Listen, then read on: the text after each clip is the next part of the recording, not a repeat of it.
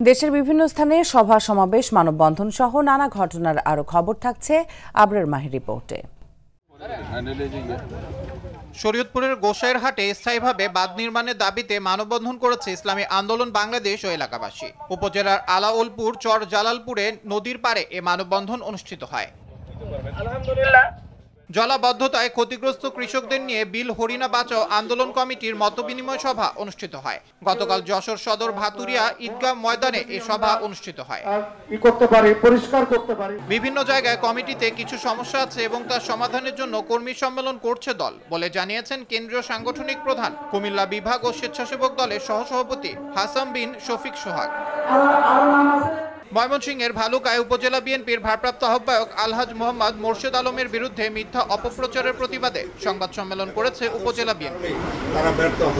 BNP নেতাকর্মীদের বিগত 17 বছরের ত্যাগ তিতিক্ষার ফলে আজকের এই অর্জন। গতকাল জুলাই গণঅভ্যুত্থানের বছর পূর্তিতে আনন্দ র্যালি ও সমাবেশ অনুষ্ঠানে এ কথা বলেন ঢাকা জেলা স্বেচ্ছাসেবক দলের আহ্বায়ক নাজমুল হাসান অভি।